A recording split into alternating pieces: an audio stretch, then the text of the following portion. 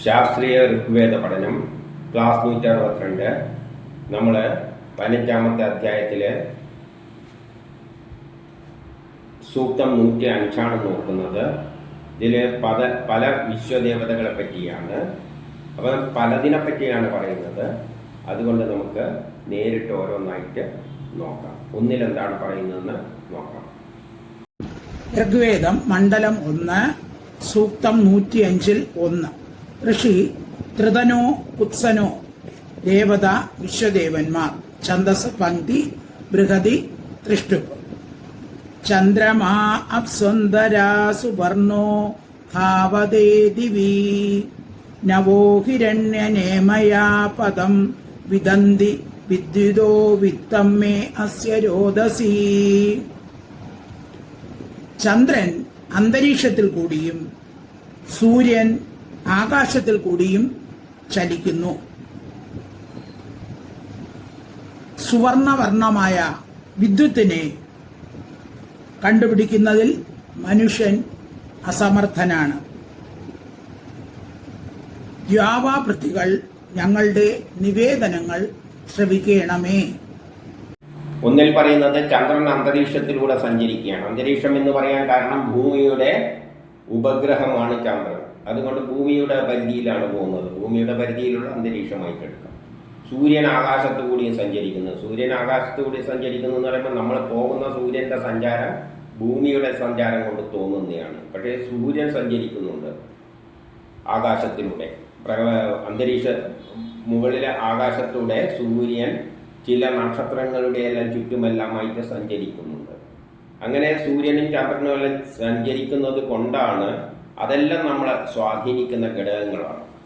പോരായിട്ട് സ്വർണവർണ്ണത്തിലുള്ള വിദ്യുത്തിനെ മനുഷ്യൻ മനസ്സിലാക്കുവാൻ അസമർത്ഥരായിരുന്നു എന്ന് പറയുകയാണ്. അതായത് വൈദ്യുതിനെ മനുഷ്യൻ കണ്ടെത്തിയത് വളരെ കാലങ്ങൾക്ക് ശേഷമാണ്. ആദ്യത്തെ മനുഷ്യനൊന്നും വൈദ്യുതിനെ പറ്റി അത്ര വിവരമൊന്നും ഉണ്ടായിരുന്നില്ല. പക്ഷെ ഇന്ന് നമ്മളെ ജീവിതത്തിൽ വൈദ്യുതി ഇല്ലാതെ നിലനിൽക്കാൻ പറ്റില്ല. അപ്പം അത് അസമർത്ഥരായിരുന്നു മനുഷ്യർ വൈദ്യുതിനെ കണ്ടെത്തുന്നതിൽ. അതുകൊണ്ട് ഭൂമിയോടും സൂര്യനോടുമെല്ലാം ആകാശത്തോടെല്ലാം നമ്മളെ നിവേദനം കേൾക്കണേ എന്ന് പറയുകയാണ്. നമ്മളുടെ ആഗ്രഹങ്ങളെല്ലാം സാധിപ്പിച്ചു തരുന്നത് സൂര്യനും ആകാശത്തിലെ ഗ്രഹങ്ങളും ഭൂമിയെല്ലാം കൂടിയാണ്. നമുക്ക് വേണ്ടതെല്ലാം കിട്ടുന്നത് ഭൂമിയിൽ നിന്നാണ്. മറ്റേ നമ്മുടെ പ്രവർത്തനങ്ങളെ മുഴുവൻ നിയന്ത്രിക്കുന്നത് ആകാശമാണ്. ഇത് ഗ്രഹങ്ങളുമായിട്ട് ബന്ധപ്പെട്ടതാണ്. അതുകൊണ്ടാണ് ജ്യോതിഷം അതിൽ നിന്നാണ് ഉത്ഭവിച്ചത്. ഗ്രഹങ്ങളെല്ലാം നമ്മളെ നാഡികളിലൂടെ സ്വാധീനിക്കുന്നുണ്ട്. അതുകൊണ്ട് പറയുകയാണ്, അവയെല്ലാം ഈ ചലിക്കുന്ന ഗ്രഹങ്ങളെല്ലാം ആകാശമെല്ലാം ഭൂമിയുമെല്ലാം നമ്മുടെ എല്ലാ നിവേദനങ്ങളും സ്വീകരിച്ച് നമുക്ക് വേണ്ടത് സാധിപ്പിച്ചു തരണം. ഇനി 2 ഋഗ്വേദം മണ്ഡലം 1 സൂക്തം 105 അർത്ഥമിദ്വാ അർദ്ധിന ആജായുവതേ പതിം തുഞ്ചാദേ വൃഷ്ണ്യം പയ പരിദായ രസം ദുഹേ വിത്തം മേ അസ്യ രോദസി. ധനം ആഗ്രഹിക്കുന്നവർ അത് നേടുന്നു. സ്ത്രീ ഭർത്താവിനെ പ്രാപിക്കുന്നു. അവർ രണ്ടുപേരും ചേർന്ന് സന്താനങ്ങളെ പ്രാപിക്കുന്നു. ആകാശ പൃഥ്വികൾ എൻ്റെ കഷ്ടപ്പാടുകളെ അറിയുന്നു. സൂര്യനോടും ആകാശത്തോടും ഭൂമിയോടും എല്ലാം പറയുകയാണ്, നമ്മുടെ കഷ്ടപ്പാടെല്ലാം മാറ്റിത്തരണം. എങ്ങനെയാണ് കഷ്ടപ്പാട് മാറ്റിത്തരുക? ഇവർ മാറ്റിത്തരുക. കാരണം ഗ്രഹങ്ങൾ തന്നെയാണ് നമ്മുടെ കാര്യങ്ങൾ നിയന്ത്രിക്കുന്നത്. ഇപ്പം നമുക്ക് കഷ്ടപ്പാട് ഉണ്ടാകുന്നതിനും കാരണം ഗ്രഹങ്ങളാണ്. അതിനെ മാറ്റുന്നതിന് കാരണം ഗ്രഹങ്ങളാണ്. കാരണം നമ്മളെ സൃഷ്ടിക്കുന്നത് ലോകത്തിൽ ചില കർമ്മങ്ങൾ ചെയ്യിപ്പിക്കാൻ വേണ്ടിയിട്ടാണ്. അതെങ്ങനെയാണ് ചെയ്യിപ്പിക്കുന്നത്? നമ്മളെ നാഡികളിലൂടെ ഗ്രഹങ്ങൾ സ്വാധീനിക്കുന്നുണ്ട്. അതിലൂടെ നമ്മൾ ആഗ്രഹങ്ങൾ സാധിപ്പിച്ചു തരും. നമ്മളെ കൊണ്ട് കർമ്മം ചെയ്യിപ്പിക്കും. കർമ്മം ചെയ്താൽ കിട്ടുന്ന ഫലവും ആർക്ക് തന്നെയാണ്? നമുക്കാണ്. എല്ലാ ശക്തിക്ക് വേണ്ട. അതുകൊണ്ട് നമ്മളെ കൊണ്ട് കർമ്മം ചെയ്യിപ്പിക്കുകയും അതിൻ്റെ ഫലം നമുക്ക് തന്നെ തരികയും ചെയ്യുന്നുണ്ട്. അതുകൊണ്ട് പറയുകയാണ്, ധനം ആഗ്രഹിക്കുന്നവന് ധനം കിട്ടുന്നു, ഭാര്യയെ വേണ്ടവന് സ്ത്രീക്ക് പുരുഷനെ കിട്ടുന്നു.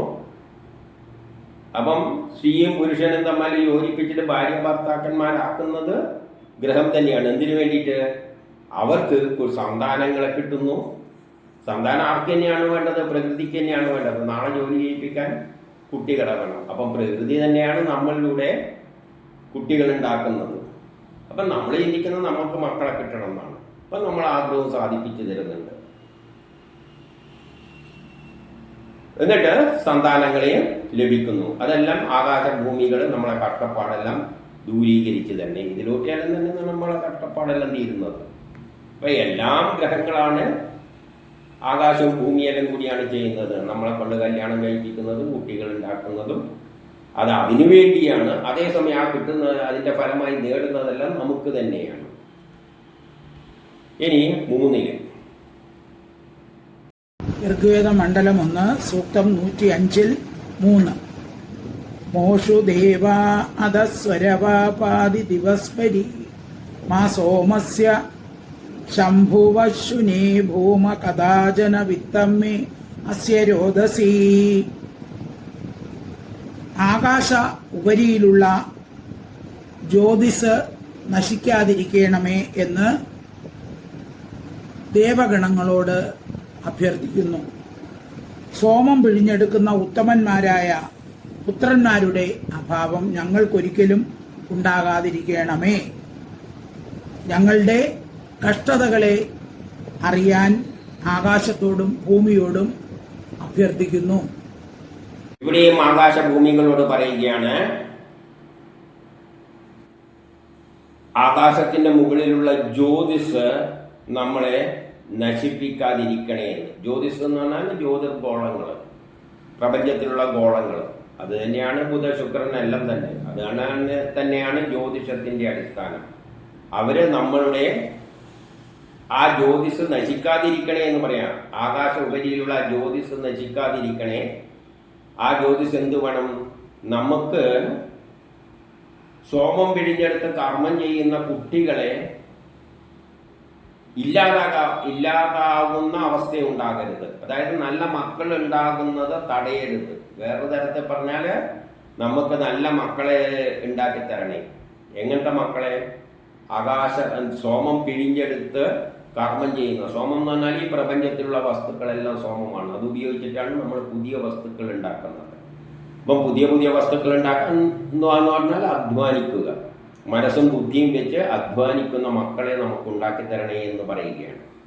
അപ്പോൾ അവർ അധ്വാനിക്കും, അതിലൂടെ പുരോഗതി നേടും, അതിൻ്റെ ഫലവും നമുക്ക് കിട്ടും. ഇതെല്ലാവരും തീരുമാനിക്കുന്നതാണ് ആകാശഭൂമികൾ. അതാണ് ജ്യോതിഷത്വമായിട്ട് ബന്ധപ്പെട്ട ഒരു പരാമർശമായിട്ട് ഇതിനെ കണ്ടാൽ മതി. ഇനി 4 ഋഗ്വേദം മണ്ഡലം 1 സൂക്തം 105 4 യജ്ഞം പൃച്ഛാമ്യവമം സ തദ്ദൂതോ വിഭോജതി കൊയർദം പൂർവ്യം ഗതം കസ്തദ്വിഭർത്തി നൂതനോ വിത്തം മേ അസ്യ രോദസി. നിത്യ യുവാവായ അഗ്നിയോട് ചോദിക്കുന്നു, ആ പുരാതന നിയമങ്ങളെല്ലാം ഇവിടെയാണ്. ആ ദേവദൂതൻ ഉത്തരം നൽകട്ടെ. ഏത് പുതിയ പുരുഷനാണ് അത് വച്ചിരിക്കുന്നത്? എൻ്റെ ദുഃഖങ്ങളെ അറിയണമേ എന്ന് ഭൂമിയോടും ആകാശത്തോടും അഭ്യർത്ഥിക്കുന്നു. ഞാൻ നിത്യയുവാവായ അഗ്നിയോട് ചോദിക്കുകയാണ്. അഗ്നി നിത്യയുവാവാണ്. അതിന് ചെറുപ്പവുമില്ല, പ്രായമൊന്നുമില്ല. അഗ്നി ഉപയോഗിച്ചിട്ടാണ് നമ്മൾ കർമ്മങ്ങൾ ചെയ്യുന്നത്. ആ നിയമങ്ങളെല്ലാം, പഴയ നിയമങ്ങളെല്ലാം എവിടെയാണുള്ളത്? പഴയ നിയമങ്ങൾ എന്ന് പറഞ്ഞാൽ ഈ നിയമമെല്ലാം എവിടെയാണുള്ളത്? പ്രപഞ്ചത്തിലാണുള്ളത്. നമ്മൾ പ്രപഞ്ച നിയമങ്ങൾ കണ്ടെത്തുന്നതിനുള്ളൂ. അല്ലാതെ ആ നിയമങ്ങളൊന്നും നമ്മൾ കണ്ടെത്തിയതല്ലാതെ കണ്ടുപിടിച്ചതല്ല. അല്ലെങ്കിൽ നമ്മൾ തന്നെ ഉണ്ടാക്കിയെടുത്തതല്ല. കാരണം ഭൂമി ആപ്പിളിനെ ആകർഷിക്കുന്നു എന്നുള്ളത് കണ്ടെത്തി. അത് കണ്ടെത്തുന്നതിനെക്കാട്ടി മുമ്പിൽ ഭൂമി ആപ്പിളിനെ ആകർഷിക്കുന്നുണ്ട്. അപ്പോൾ ഇവിടെയുള്ള നിയമങ്ങളെല്ലാം പ്രപഞ്ചമുണ്ടായ സമയം മുതലുള്ളതാണ്. അതുകൊണ്ടാണ് പഴയ നിയമങ്ങളെല്ലാം എവിടെയാണുള്ളത്. അപ്പം നമ്മൾ മോഡേൺ സയൻസ് എന്ന് പറഞ്ഞിട്ട് കണ്ടെത്തുന്നതെല്ലാം പ്രപഞ്ചത്തിൽ പഴയ നിയമങ്ങളാണ്. ഇപ്പം നമ്മൾ കണ്ടെത്തിയിട്ട് മോഡേൺ സയൻസ് എന്ന് പറയുന്നതേ ഉള്ളൂ. അതെല്ലാം പഴയ നിയമങ്ങളാണ്. അത് പ്രപഞ്ചം ഉണ്ടാകാൻ ഉപയോഗിച്ച നിയമങ്ങളാണ്. അത് നമ്മൾ കണ്ടെത്തിയിട്ട് ഉപയോഗിക്കുന്നതേ ഉള്ളൂ. അതുകൊണ്ടാണ് ആ നിയമങ്ങൾ എവിടെ. അപ്പോൾ എവിടെയെന്ന് ചോദിച്ചാൽ നമ്മൾ കണ്ടെത്തണം. ഇനിയും കണ്ടെത്താൻ കുറേ ഉണ്ട്. അതുകൊണ്ടാണ് എവിടെയെന്ന് ചോദിക്കുന്നത്. ആ പുരുഷൻ, പുതിയ പുരുഷൻ, ഏത് പുതിയ പുരുഷനാണ് അത് വെച്ചിരിക്കുന്നത് എന്ന് ചോദിച്ചു കഴിഞ്ഞാൽ, ഇനി കണ്ടെത്താനുള്ള നിയമങ്ങളെല്ലാം പുതിയ പുരുഷന്റെ കൈമേലാണ് ഉള്ളത് എന്ന് പറഞ്ഞാൽ പുതിയ കുട്ടികൾ ജനിച്ചിട്ട് വേണം ഇനി കണ്ടെത്താത്ത നിയമങ്ങളെല്ലാം കണ്ടെത്താൻ. ഇപ്പം പ്രപഞ്ചത്തിന്റെ ഘടന ഏതാണെന്ന് ചോദിച്ചു കഴിഞ്ഞാൽ ശാസ്ത്രജ്ഞന്മാർക്കൊന്നും അറിയില്ല.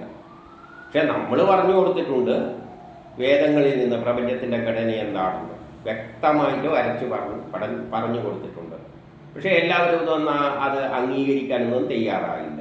അവർക്കിനി അത് മനസ്സിലാകണ്ടെങ്കിൽ പുതിയ കുട്ടികൾ ജനിച്ച് അവർ ഗവേഷണം നടത്തിയിട്ട് കണ്ടെത്തിയിട്ട് പറഞ്ഞു കൊടുക്കുമ്പോഴേ അവരത് സ്വീകരിക്കുകയുള്ളൂ. അങ്ങനെയുള്ള പുരുഷൻ, ഏത് പുരുഷൻ എവിടെയാണുള്ളത് എന്നാണ് ചോദിക്കുന്നത്. എന്നിട്ട് പറയുന്നു, ഭൂമിയോടും സൂര്യനോ ഗ്രഹങ്ങൾ ആകാശത്തോടും പറയുകയാണ് നമ്മളെ ദുഃഖങ്ങളെല്ലാം ഇല്ലാതാക്കണം. ദുഃഖം എന്ന് പറഞ്ഞാൽ പുതിയ ജ്ഞാനം കിട്ടാനുള്ള ആ ഒരു ദുഃഖം. അതെല്ലാം ആര് വിചാരിക്കണം? ഈ പ്രപഞ്ചം തന്നെ വിചാരിക്കണം. അതിന് യോജിച്ച കുട്ടികളെ ജനിപ്പിച്ചിട്ട് കണ്ടെത്തിയിട്ട് കൊടുക്കാൻ. ഇനി കണ്ടെത്താനുള്ളത് ഇനി 5. ഋഗ്വേദ മണ്ഡലം 1 സൂക്തം 105 5. അമീ ഏ ദേവാസ്തന ത്രിഷ്വാരോചനേ ദിവ കദ്വായിർദം കദനിർദം ക്വപ്രജ്ഞാവാ ആഹുതിർപിത്തം മേ അസ്യ രോദസി. ദേവഗണങ്ങളോട് ചോദിക്കുന്നു, ഭാനുമാൻ ആകാശത്തിൽ തൂകുന്ന 3 ലോകങ്ങളിലും നിങ്ങളുടെ നിയമം എന്താണ്? ആ നിയമങ്ങൾക്ക് വിപരീതമായി എന്തുണ്ട്? നിങ്ങളുടെ പ്രാചീന ആഹ്വാനം എവിടെ പോയി? ആകാശത്തോടും ഭൂമിയോടും ചോദിക്കുന്നു, എന്റെ ദുഃഖങ്ങൾ നിങ്ങൾ അറിയണമേ. ഇതേ സൂര്യനോട് ചോദിക്കുകയാണ്, 3 സവനങ്ങളിലും സഞ്ചരിക്കുന്ന നിന്റെ ഈ നിയമങ്ങളെല്ലാം എവിടെയാണ് ഉള്ളത്? പ്രപഞ്ച നിയമങ്ങളെല്ലാം എവിടെയെല്ലാം ഉണ്ട്, അറിയില്ല. എന്തെല്ലാം പുതിയ നിയമങ്ങളാണ് കണ്ടെത്താനുള്ളത്, അതൊന്നും നമുക്കറിയില്ല.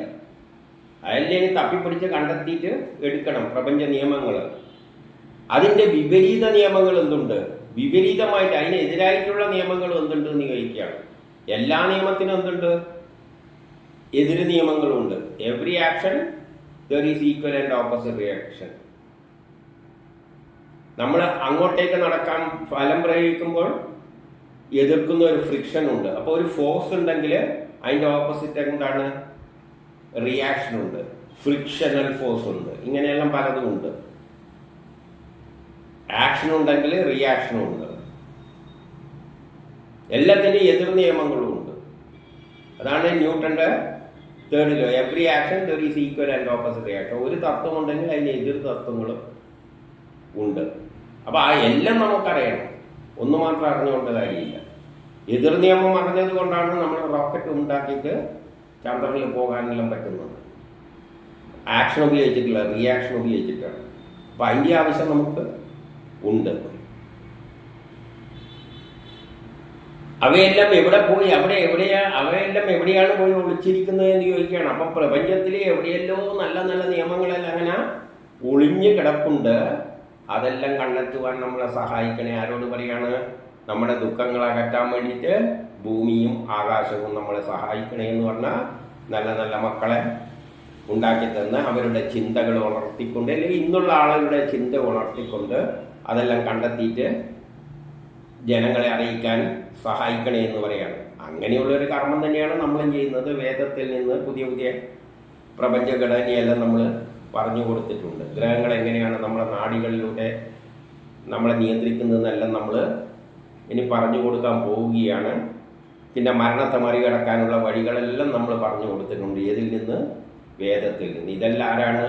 ആ ഗ്രഹങ്ങൾ തന്നെയാണ് ഓരോ ആളിലൂടെയെല്ലാം ചെയ്യിപ്പിക്കുന്നത്. ഇനി 6ാമത്തെ ഋഗ്വേദ മണ്ഡലം 1 സൂക്തം 105 6.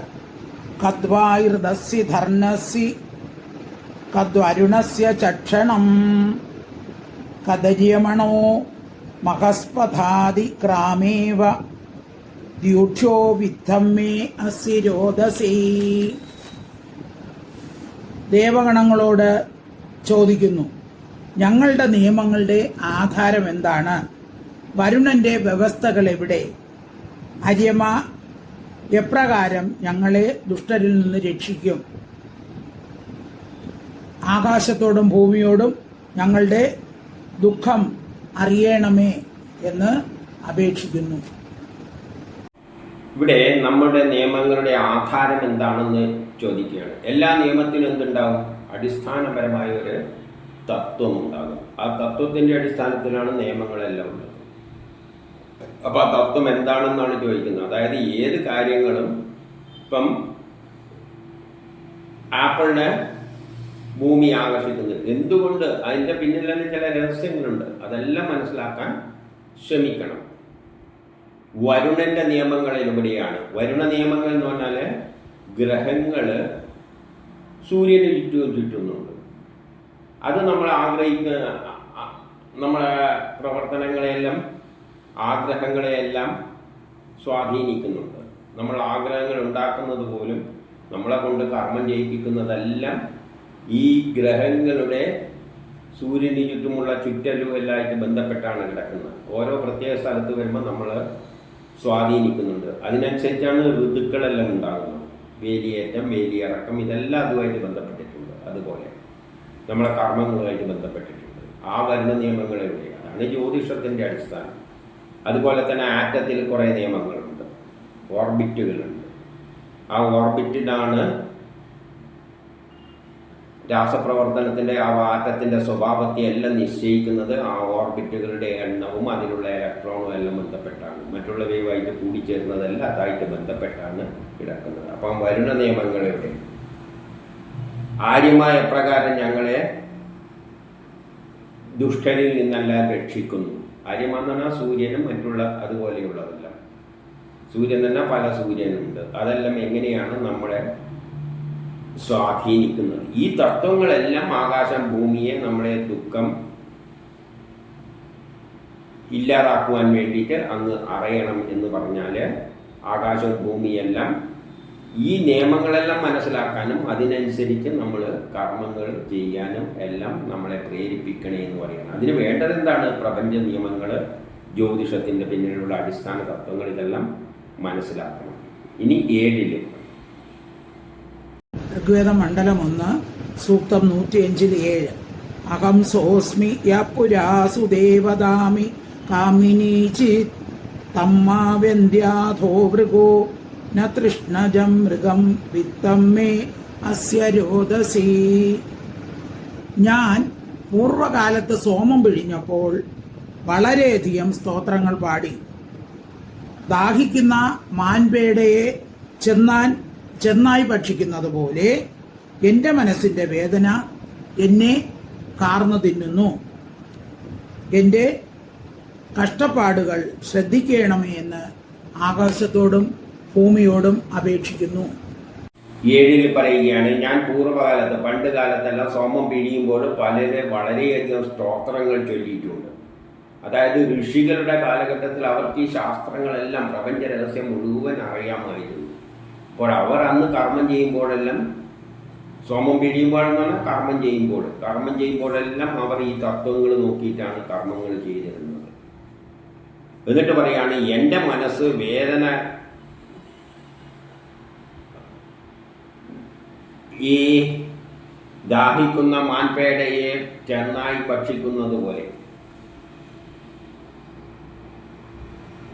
അപ്പോൾ വിശപ്പും ദാഹവുമുള്ള ചെന്നായി എന്ത് ചെയ്യും? മാൻപേടനെ പിടിച്ചു തിന്നുന്നത് പോലെ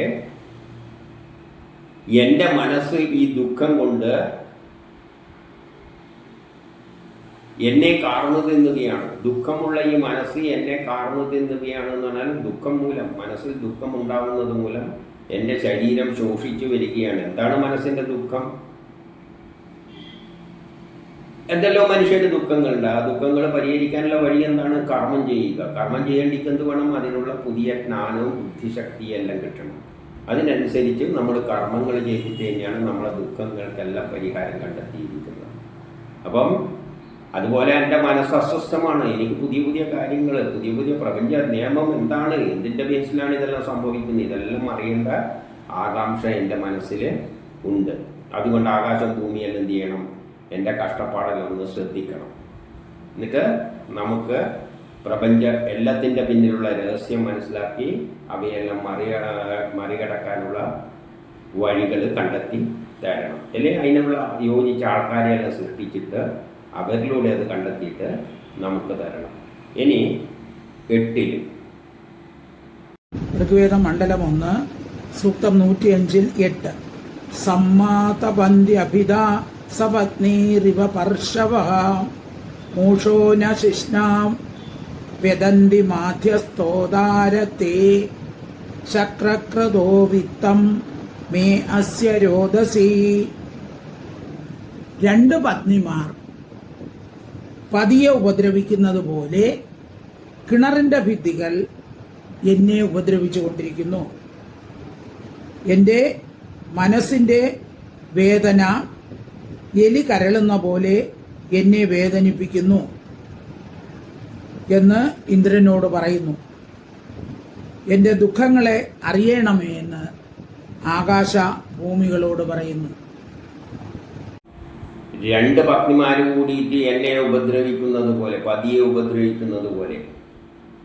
2 പത്നിമാരുണ്ടായാൽ പിന്നെ ആ ഭർത്താവിന് സമാധാനം കിട്ടില്ല. അതുപോലെ കിണറ്റിൻ്റെ ഭിത്തികൾ തന്നെ, കിണറിൻ്റെ ഭിത്തികൾ എന്ന് പറയുമ്പോൾ നമ്മൾ കിണറ്റിൽ വീണ അവസ്ഥയിലാണ് നമ്മളിപ്പോൾ ഉള്ളത്. വേറൊരു ഉപമയാണ്. കിണറിൽ കിടക്കുന്ന നമുക്ക് എന്ത് ചെയ്യണമെന്നറിയാതെ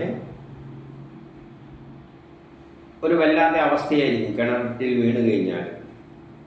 ഭിത്തികൾ നമ്മളെ ഉപദ്രവിക്കുന്നത് പോലെ ഇന്ദ്രനോട് പറയുക, എൻ്റെ മനസ്സിൻ്റെ വേദന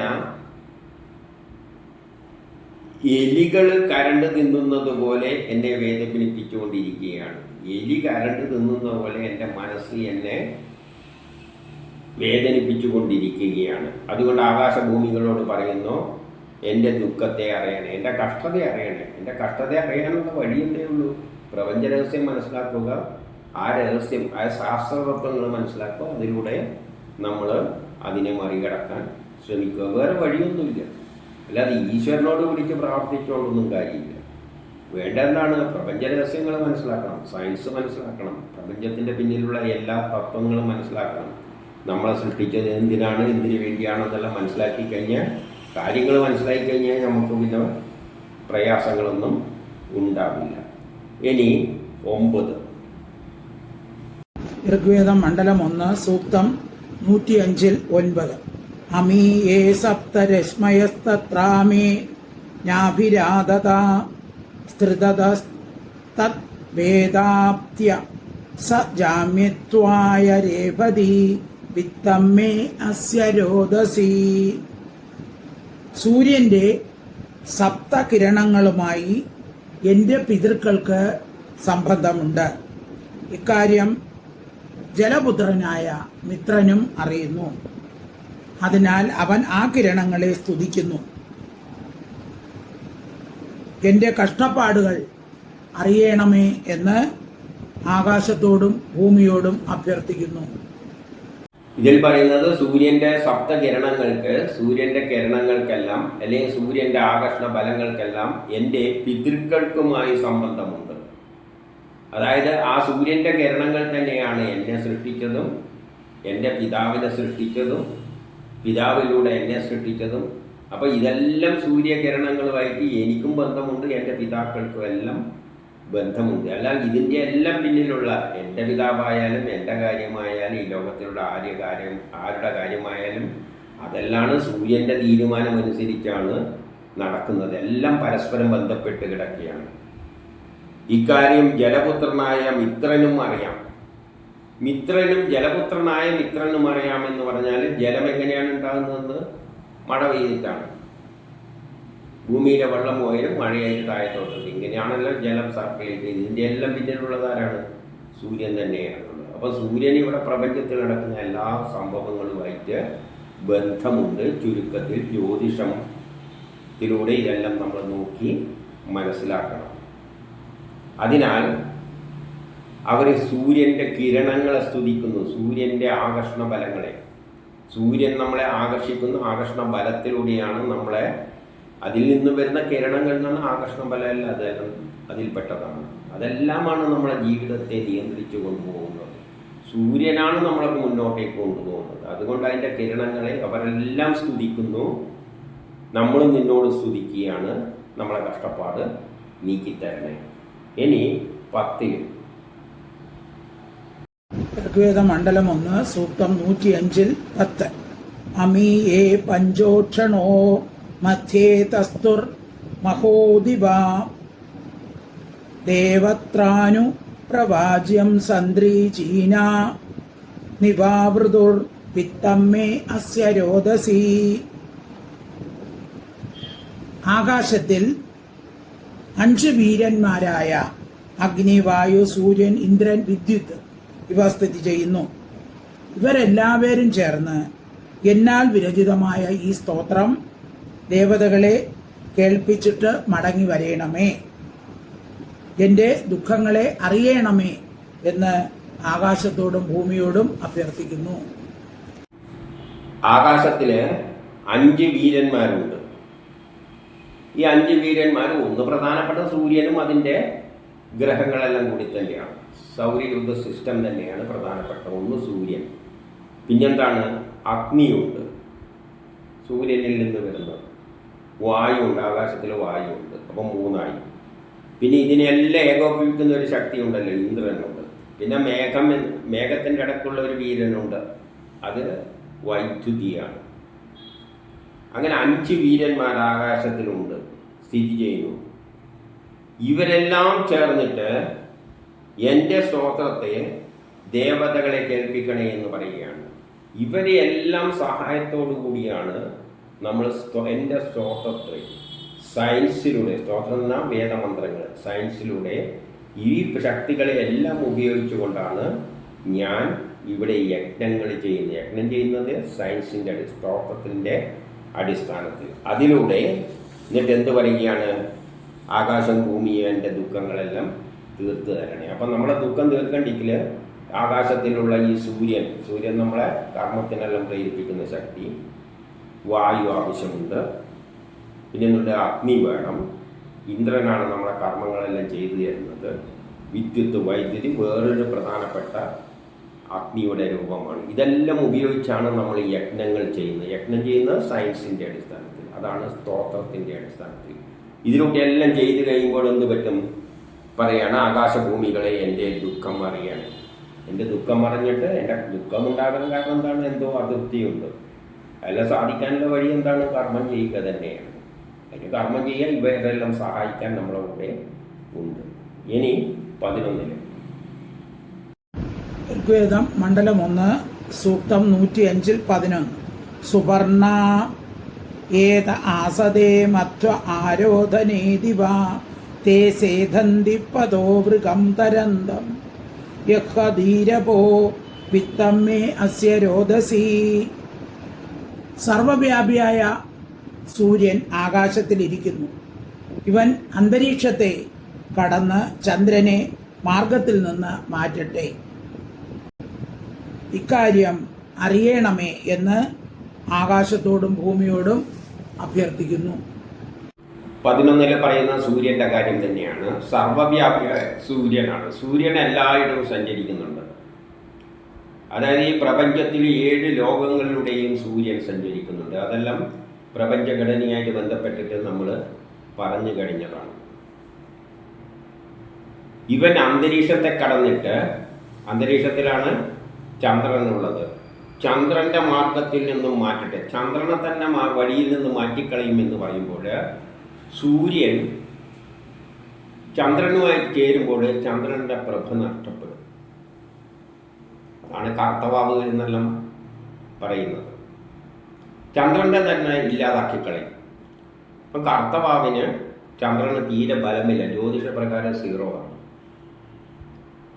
അപ്പോൾ ചന്ദ്രനെ മാറ്റിയതിന് സമാനമായി, അല്ലാതെ ഭ്രമണപഥത്തിൽ നിന്നെടുത്ത് ദൂരെ കളയുന്നൊന്നുമില്ല. സൂര്യനും ചന്ദ്രനും ഒന്നിച്ചു വരുമ്പോൾ ചന്ദ്രൻ്റെ പ്രഭ നഷ്ടപ്പെട്ടു. സൂര്യൻ്റെ കൂടെ ഏത് ഗ്രഹം എത്തുമ്പോഴും അതിൻ്റെ ബലം നഷ്ടപ്പെടും. ആകാശഭൂമിയെ ഇക്കാര്യം അറിയണേ. അതായത് ആകാശത്തെയും ഭൂമിയെയും പറ്റിയുള്ള രഹസ്യങ്ങൾ മനസ്സിലാക്കുന്നവർ, പ്രപഞ്ച രഹസ്യമല്ലേ ജ്യോതിഷാലം മനസ്സിലാക്കുന്നവർ ഈ കാര്യം പ്രത്യേകം മനസ്സിലാക്കണം. സൂര്യൻ ചന്ദ്രനോട് ചേരുമ്പോൾ ചന്ദ്രന് തീരെ ബലമില്ല. ഇനി 12 ഋഗ്വേദം മണ്ഡലം 1 സൂക്തം 105 12. നവ്യം തതു ഉക്തയം ഹിതം ദേവാസ സുപ്രവാചനം ഋതമർഷന്തി സിന്ധവ സത്യം താതാന സൂര്യോ വിത്തം മേ അസ്യ രോദസി. ഈ നവീന സ്തോത്രം പ്രശംസയോഗ്യവും ഹിതകരവും മംഗളത്തെ ഘോഷിക്കുന്നതും ആണ്. നദികൾ ദേവതകളുടെ നിയമങ്ങൾ പാലിക്കുന്നു. സൂര്യൻ സത്യത്തിൻ്റെ പ്രചാരകനാണ്. ഇക്കാര്യം ശ്രദ്ധിക്കണമേ എന്ന് ആകാശത്തോടും ഭൂമിയോടും അഭ്യർത്ഥിക്കുന്നു. ഇവിടെ നവീന സ്തോത്രങ്ങൾ നമ്മൾ ശ്രദ്ധിക്കണേ എന്ന് പറയുകയാണ്. അത് പ്രശംസനീയമാണ്, അത് മംഗളദായകമാണ്, നമുക്ക് ഗുണം ചെയ്യുന്നവയാണ് നവീന സ്തോത്രങ്ങളിൽ. അതായത് നമ്മൾ പുതിയ പുതിയ ശാസ്ത്രാർത്ഥങ്ങൾ മനസ്സിലാക്കണം. അതിലെന്തെല്ലാം പെടും? നദികൾ ദേവതകളുടെ നിയമങ്ങളെല്ലാം പാലിക്കുന്നുണ്ട്. നദികൾ ഒഴുകുന്നത്, നദി എന്ന് പറഞ്ഞാൽ പലതരം നദികളുണ്ട്. സാധാരണ നദികൾ, ആ നദികൾ ദേവതകളുടെ നിയമങ്ങൾ പാലിച്ചിട്ട് തന്നെയാണ് ഒഴുകുന്നത്. നദി ഒഴുകുന്നതിൻ്റെ ഒരു നിയമം എന്താണ്? ഉയർന്ന സ്ഥലത്ത് നിന്ന് താഴ്ന്ന സ്ഥലത്തേക്ക് ഒഴുകും, അല്ലാതെ താഴത്തു നിന്ന് മുകളിലോട്ടേക്കൊന്നും നദി ഒഴുകില്ല. നമുക്ക് തെറിപ്പിക്കാം, അല്ലാതെ ഒഴുകുന്നത് മുകളിൽ നിന്ന് താഴത്തോട്ടേക്ക് ഒഴുകുകയുള്ളൂ. അതുപോലെ തന്നെ ഭ്രമണപഥങ്ങളിൽ കൂടി ഊർജം ഒഴുകുന്നതിനും നദി എന്ന് തന്നെയാണ് പറയുന്നത്. നദികൾ ഇലക്ട്രിസിറ്റിയും നദിയായിട്ട് തന്നെ കണക്കാക്കാം, തരംഗങ്ങൾ നദിയായിട്ട് കണക്കാക്കാം. അതെല്ലാം ഒഴുകുന്നതിന് ചില നിയമങ്ങൾ ഉണ്ട്. ആ നിയമം അനുസരിച്ച് അവ ഒഴുകുകയുള്ളൂ. സൂര്യൻ സത്യത്തിൻ്റെ പ്രചാരകനാണ്. സത്യം നടപ്പാക്കുന്നത് സൂര്യനാണ്. ഭൂമിയിലുള്ള എല്ലാ കാര്യങ്ങളും സത്യം എന്ന് പറഞ്ഞാൽ പ്രകൃതി നിയമത്തിനനുസരിച്ച് നടക്കുന്നതെല്ലാം സൂര്യൻ്റെ അടിസ്ഥാനത്തിൽ കൃത്യമായി നടന്നുകൊണ്ടിരിക്കും. ഋതുക്കൾ സൂര്യൻ്റെ നിയമം അനുസരിച്ച് തന്നെയാണ് ഋതുക്കൾ ഉണ്ടാകുന്നത്. അല്ലാതെ തോന്നുന്ന മാരിയം ഒന്നും ഉണ്ടാകില്ല. അതിനൊരു ക്രമമുണ്ട്. അത് ആ സമയത്തുമ്പോൾ ആ ഋതു ഉണ്ടാകും. അതെല്ലാം സൂര്യനെ അടിസ്ഥാനമാക്കിയാണ് നടക്കുന്നത്. ആകാശമേ ഭൂമിയെ ഈ കാര്യം ശ്രദ്ധിക്കണേ. അപ്പം ആകാശത്തെയും ഭൂമിയെയും പറ്റി പഠിക്കുന്നവരെല്ലാം ഈ കാര്യം ശ്രദ്ധിക്കണം. ഇനി 13 ഋഗ്വേദം മണ്ഡലം 1 സൂക്തം 105 13. അഗ്നേ തവ ത്വദുക്ത്യം ദേവേഷു അസ്ഥാപ്യം സനസത്തോ മനുഷ്യതാ ദേവാന്യക്ഷി വിദുഷ്ടരോ വിത്തം മേ അസ്യ രോദസി. ദേവകളുമായുള്ള അഗ്നിയുടെ ബന്ധുത്വം പ്രശംസിക്കത്തക്കതാണ്. അഗ്നിഹോതാവിനെ പോലെ ഞങ്ങളുടെ യജ്ഞത്തിൽ ദേവതകളെ പൂജിക്കണമേ, ഇക്കാര്യം കേൾക്കണമേ എന്ന് ആകാശത്തോടും ഭൂമിയോടും പറയുന്നു. ദേവതകളുമായിട്ടുള്ള നിന്റെ ബന്ധം പ്രശംസനീയമാണ്. അപ്പൊ ദേവതകളും എല്ലാ വസ്തുക്കളുമായിട്ട് അഗ്നിക്ക് വലിയ ബന്ധമുണ്ട്. ഇപ്പം ഞാനെന്ന മനുഷ്യനുമായിട്ട് അഗ്നിക്ക് ബന്ധമുണ്ടോ എന്ന് ചോദിച്ചു കഴിഞ്ഞാൽ നമ്മുടെ ശരീരത്തിനൊരു ചൂടുണ്ട്. ആ ചൂടില്ലെങ്കിൽ നമ്മൾ തട്ടിപ്പോകും. അപ്പം ശരീരത്തിനൊരു ചൂടുണ്ട്, അതാണ് നമ്മളതായി നിൽക്കുന്നത്. വെള്ളത്തെ വെള്ളമായി നിൽക്കുന്ന അതിൻ്റെ അകത്തൊരു ചൂടുണ്ട്. അതിലും തണുത്തു പോയാൽ അത് ഐസായി പോകും. അല്ല, അതിലും കൂടിപ്പോയാൽ അത് നീരാവി രൂപത്തിൽ വായു രൂപത്തിലായി മാറും. അപ്പം എല്ലാത്തിനും വസ്തുക്കളുമായിട്ട് അഗ്നി ബന്ധപ്പെട്ട് കിടക്കുകയാണ്. ഒരു വസ്തുവിനെ വേറെ നാക്കണ്ടിക്കലും അവിടെ അഗ്നി എടുക്കുകയോ വിടുകയോ ചെയ്യണം. Exothermic or endothermic reactions.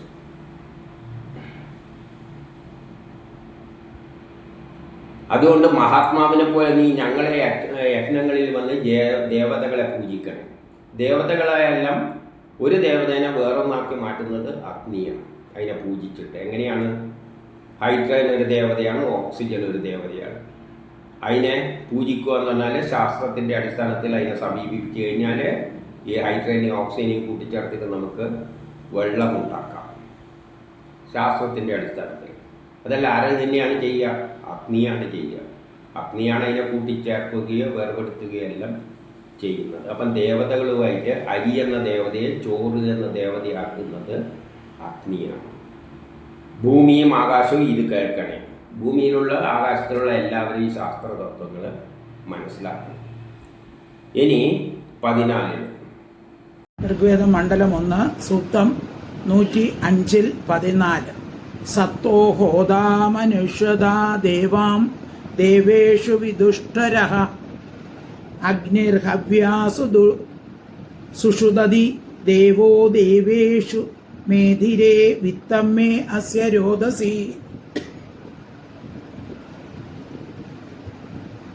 മനുഷ്യർക്ക് തുല്യം നമ്മുടെ യജ്ഞത്തിൽ ഹോതാരൂപത്തിൽ ജ്ഞാനിയായ അഗ്നി ദേവഗണങ്ങൾക്ക് വേണ്ടി ഹവിസിനെ വഹിക്കുന്നു.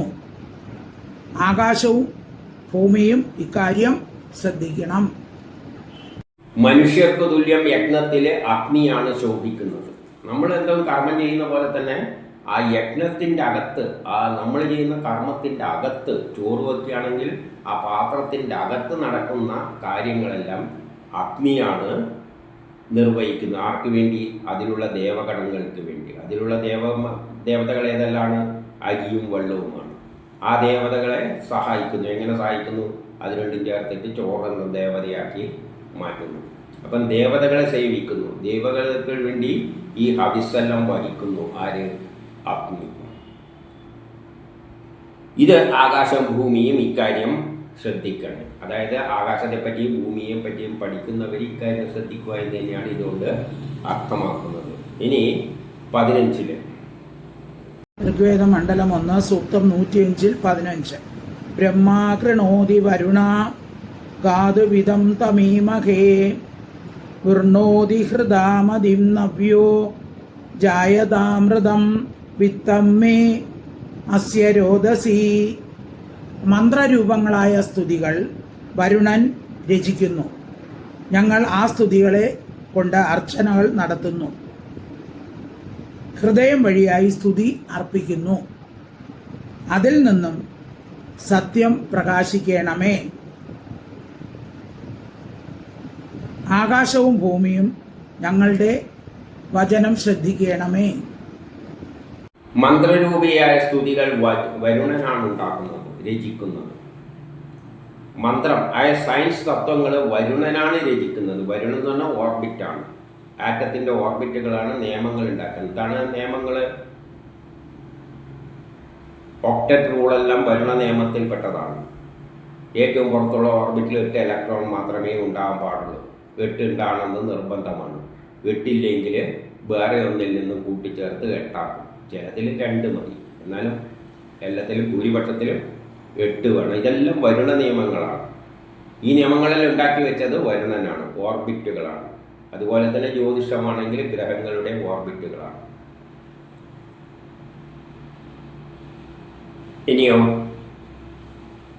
അതിനാൽ ആ സ്തുതികൾ അനുസരിച്ചാണ് നമ്മൾ അർച്ചന നേരുന്നത്. ഈ നിയമങ്ങൾ അനുസരിച്ച് വേണം നമ്മൾ അർച്ചന ചെയ്യുക. എങ്ങനെ? 2 വസ്തുക്കളെ ഇപ്പോൾ ഹൈഡ്രജനും ഓക്സിജനും കൂട്ടിച്ചേർക്കണ്ടെങ്കിൽ അതിൻ്റെ ഓർബിറ്റുകളുടെ നിയമങ്ങളെല്ലാം മനസ്സിലാക്കണം. കെമിസ്ട്രി പഠിക്കണം. അതായത് കെമിസ്ട്രി പഠിക്കണം. കെമിസ്ട്രി പഠിച്ചിട്ട് ആ ചില തത്വങ്ങളുടെ അടിസ്ഥാനത്തിൽ വേണമെങ്കിൽ നമുക്ക് ഹൈഡ്രജനും ഓക്സിജനും കൂട്ടിച്ചേർത്തിട്ട് വെള്ളമുണ്ടാക്കാം. അതുകൊണ്ട് നമ്മൾ സ്തുതികളാൽ, വേദമന്ത്രങ്ങളാൽ, സയൻസിനാൽ അർച്ചനകൾ നടത്തുന്നു. ഹൃദയം വഴിയായി സ്തുതി അർപ്പിക്കണം. ആത്മാർത്ഥമായ സയൻസ് പ്രയോഗിക്കണം. കള്ളപ്പണിയൊന്നും ചെയ്തു കഴിഞ്ഞാൽ പരിപാടി നടക്കില്ല. ഹൈഡ്രജനും ഓക്സിജനും കൂടി ചേർത്താൽ അതിന് ചില പ്രത്യേക തത്വങ്ങളുണ്ട്. അതനുസരിച്ച് ചെയ്യണം. എല്ലാതെ ചെയ്തു കഴിഞ്ഞാലൊന്നും നടക്കാൻ പോകുന്നില്ല. തട്ടിപ്പൊന്നും അവിടെ നടക്കില്ല. ഹൃദയത്തിൽ തട്ടിക്കൊണ്ട് സ്തുതികൾ അർപ്പിക്കണം. അതിൽ നിന്നും സത്യം പ്രകാശിക്കും. അതിൽ നിന്നും പുതിയ വസ്തു ഉണ്ടാകും. സത്യം എന്താണ്? അരി വെള്ളത്തിലിട്ട് ചൂടാക്കി കഴിഞ്ഞാൽ നല്ല പദമായി തീരും. അത് സത്യം. അത് പ്രകാശിക്കും. അതെങ്ങനെ വേണം? സയൻസിൻ്റെ അടുത്തന്നെ ആവശ്യത്തിനുള്ള ചൂട് കൊടുക്കണം. അതായത് വെറുതെ അരിയും വെള്ളവും വെള്ളത്തിൽ അരിയിട്ടിട്ട് ഒരു തീപ്പട്ടിക്കോല എടുത്ത് അടിയും കാണിച്ചു കൊടുത്ത് ഞാൻ അഗ്നി കൊടുത്തിരിക്കുന്നു നീ ചോറാകുക എന്ന് പറഞ്ഞാൽ ചോറൊന്നും ആകാൻ പോകുന്നില്ല. അതിന് വേണ്ട ചൂട് കൊടുക്കണം. അതിനെല്ലാം ചില നിയമങ്ങൾ ഉണ്ട്. അപ്പോൾ സത്യം പ്രകാശിക്കും. ആകാശഭൂമികളെ നമ്മളെ വചനം ശ്രദ്ധിക്കണേ എന്ന് പറഞ്ഞു കഴിഞ്ഞാൽ ആകാശത്തോടും ഭൂമിയോടും പറയാണ്, നമ്മൾ ഈ ശാസ്ത്ര തത്വപ്രകാരം കാര്യങ്ങൾ നടക്കുമ്പോൾ ചെയ്യുമ്പോൾ നമ്മൾ ആഗ്രഹങ്ങൾ പുതിയ പുതിയ വസ്തുക്കൾ നമുക്ക് ഉണ്ടാക്കാൻ പറ്റണേ. ഇനി നമ്മൾ 16ലേക്ക്. ഋഗ്വേദം മണ്ഡലം 1 സൂക്തം 105-16. അസൗയ പന്ഥ ആദിത്യോ ദിവി പ്രവാജ്യം കൃതഃ ന സ ദേവ അതിക്രമേതം മർത്താസോ ന പശ്യത വിത്തം മേ അസ്യ രോദസി. ആകാശസഞ്ചാരിയായ സൂര്യൻ ദേവഗണങ്ങൾക്കും സ്തുത്യർഹനാണ്. അദ്ദേഹത്തെ ഉല്ലംഘിക്കാതിരിക്കുവിൻ. മനുഷ്യർ അദ്ദേഹത്തിൻ്റെ ശക്തി അറിയുന്നില്ല. ആകാശവും ഭൂമിയും ഞങ്ങളുടെ കഷ്ടതകൾ അറിയണമേ. 16 എന്താ പറയുന്നതെന്ന് വെച്ചാൽ, ആകാശത്തിലൂടെ സഞ്ചരിക്കുന്ന സൂര്യൻ ഞങ്ങളുടെ സ്തുതികളെല്ലാം അർപ്പിക്കുന്നു. കാരണം നമ്മുടെ യജ്ഞങ്ങളെയെല്ലാം പൂർത്തീകരിക്കുന്നതിൽ സൂര്യന് വലിയ പങ്ക് ഉണ്ട്. അതുകൊണ്ട് അദ്ദേഹത്തെ ശ്ലാഘിക്കുവിൻ. നിങ്ങൾക്ക് അദ്ദേഹത്തിൻ്റെ പൂർണ്ണമായ ശക്തി അറിയില്ല. അതായത് സൂര്യൻ എന്ന നിലയിൽ ചൂട് കിട്ടുന്ന ഒരു വസ്തു എന്ന നിലയിൽ കവിഞ്ഞ് ഈ പ്രപഞ്ചത്തിൻ്റെ എല്ലാ കർമ്മത്തിൻ്റെ പിന്നിലും സൂര്യൻ്റെ ആകർഷണബലം. ഇവിടെ നടക്കുന്ന എല്ലാ സംഭവവികാസങ്ങളും ഒരു ടൈം പീരീഡ്, ഒരു ടൈമിനെ അനുസരിച്ചാണ് പ്ലാൻ ചെയ്ത് വെച്ചിരിക്കുന്നത്. ആ പ്ലാനിങ് എല്ലാം സൂര്യനിൽ കേന്ദ്രീകരിച്ചുകൊണ്ടാണ് വരുന്നത്, ജ്യോതിഷത്തിൻ്റെ. ആ രൂപത്തിലൊന്നും നമ്മൾ ഇതുവരെ അതിനെ മനസ്സിലാക്കിയിട്ടില്ല. ആകാശഭൂമികളെ നമ്മളെ കഷ്ടതകൾ അറിയണം. അത് അഭ്യർത്ഥന. നമ്മുടെ കഷ്ടതകളെല്ലാം ദൂരീകരിക്കുന്നത് സൂര്യന് വലിയൊരു പങ്ക് ഉണ്ട്. ഇനി 17. ഋഗ്വേദം മണ്ഡലം 1 സൂക്തം 105-17. ത്രിതകൂപേവ ഹിതോ ദേവാൻ ഹവത ഊദയേ തശുശ്രാവ ബൃഹസ്പതി കൃണ്വന്നം ഹൂരണാതുര ഉരുവിത്തം മേ അസ്യ രോദസി. കിണറ്റിൽ പതിച്ച ത്രിതൻ രക്ഷയ്ക്ക് വേണ്ടി ദേവതകളെ വിളിച്ചു. ആ വിളി ബൃഹസ്പതി കേൾക്കുകയും അവനെ പാപരൂപമായ കിണറ്റിൽ നിന്നും രക്ഷിക്കുകയും ചെയ്തു. ആകാശവും ഭൂമിയും എൻ്റെ ദുഃഖം ശ്രവിക്കണമേ. ഇതിൽ അല്പം കെമിസ്ട്രിയായിട്ട് ബന്ധപ്പെട്ടതാണ്. കിണറ്റിൽ പതിച്ച ത്രിതൻ രക്ഷയ്ക്ക് വേണ്ടി ദേവതകളെ വിളിച്ചു. ത്രിതൻ എന്ന് പറഞ്ഞാൽ മൂന്നാമത്തവൻ. ആദ്യമുണ്ടായതാണ് ഇലക്ട്രോണും പ്രോട്ടോണും. ഈ ഇലക്ട്രോണും പ്രോട്ടോണും കൂടിച്ചേർന്നിട്ടാണ് മൂന്നാമത്തെ ന്യൂട്രോൺ ഉണ്ടായത്. അത് കിണറ്റിൽ പറ്റിക്കുവാന്ന്. കിണറെപ്പോഴും ആറ്റത്തിൻ്റെ ഘടനയാണ്. അതിൻ്റെ നടുവിൽ വരുന്ന ആ ന്യൂക്ലിയസിലാണ് ഈ ന്യൂട്രോൺ പതിച്ചിരിക്കുന്നത്. ഇലക്ട്രോണ് ചുറ്റിക്കൊണ്ടിരിക്കുന്നു, പ്രോട്ടോണും നടുവിലുണ്ട്. ഈ ഇലക്ട്രോണും പ്രോട്ടോണും കൂടിച്ചേർന്നെങ്കിൽ അത് നടുവ് പോയി പതിക്കും. ആ അർത്ഥത്തിൽ അതിനെ എടുക്കാം. അതിൽ നിന്ന് രക്ഷപ്പെടാൻ അതിനെ ശ്രമിക്കുമ്പോൾ ബൃഹസ്പതി അതിനെ ശ്രമിക്കുകയും അവനെ കിണറ്റിൽ നിന്ന് രക്ഷിക്കുകയും ചെയ്തു. ഈ ന്യൂട്രോണെ നമുക്ക് പുറത്തേക്ക് എടുക്കാൻ പറ്റും. നമ്മളെ സയൻസ് കെമിസ്ട്രിയിൽ ന്യൂട്രോൺ ബോംബാർഡ്മെൻറ്റ് എന്നെല്ലാം പറയുന്നുണ്ട്.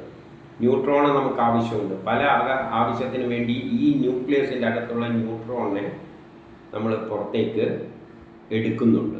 ആ ന്യൂട്രോണെ നമ്മൾ നേടിയെടുക്കുന്നുണ്ട്. അപ്പോൾ അതിനെ നേടിയെടുക്കാം. അത് തന്നെയാണ് ബൃഹസ്പതി എന്ന് പറയുമ്പോൾ നമ്മളെ ജ്ഞാനവുമായിട്ട് ബന്ധപ്പെട്ട സംഗതി തന്നെയാണ്. സയൻസിലൂടെ നമുക്ക് ഈ ന്യൂട്രോണിനെ നമുക്ക് പുറത്തേക്ക് അതിൻ്റെ അകത്ത് നിന്ന് രക്ഷിച്ച് എടുക്കാം. ഇലക്ട്രോണും പ്രോട്ടോണും ദ്വയമായിട്ടാണ് സൃഷ്ടിച്ച. അത് കൂടിച്ചേർന്നപ്പോൾ മൂന്നാമത് ഒരു തന്നുണ്ടായി. അത് ത്രിതൻ. അത് ന്യൂക്ലിയസിൽ പതിച്ചു. വേണമെങ്കിൽ നമുക്ക് സയൻസിലൂടെ അതിനെ പുറത്തേക്ക് എടുക്കാം. ആ കിണറ്റിൽ നിന്നും പുറത്തേക്ക് എടുക്കാം. ആകാശമേ ഭൂമിയെ എൻ്റെ ദുഃഖം കേൾക്കണം. അതെപ്പോഴും പറയുന്നതാണ്. ഇനി 18. ഋഗ്വേദം മണ്ഡലം 1 സൂക്തം 105-18. അരുണോ മാ സുഹൃത്ഭൃഗപ്രഥ പഥായന്തം ദദർശഹി ഉജ്ജീഹീതേ നീചായ തഷ്ടേവ പൃഷ്ട്വാമയീ വിത്തം മേ അസ്യ രോദസി. പുറത്ത് വേദനയോടുകൂടി നിൽക്കുന്നവനെ പോലെ നിന്നുകൊണ്ട് പ്രകാശയുക്തമായ ചന്ദ്രൻ ആ മാർഗത്തിൽ കൂടി പോകുന്നത് എനിക്ക് നിത്യവും ദർശനീയമാണ്. ആകാശവും ഭൂമിയും എൻ്റെ ദുഃഖങ്ങളെ അറിയണമേ. പുറത്ത് വേദനയോടുകൂടി നിൽക്കുന്നവനെ പോലെ നിന്നുകൊണ്ട് പ്രകാശയുക്തനായ ചന്ദ്രൻ ഈ മാർഗത്തിൽ കൂടി പോകുന്നത് എനിക്ക് കാണാമെന്ന്. ചന്ദ്രൻ ഒരു വേദനയോടുകൂടിയാണ് എപ്പോഴും.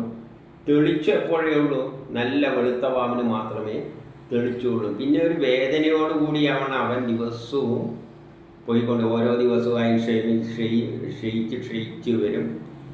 പിന്നെ ആകെ കറുത്തു പോകും.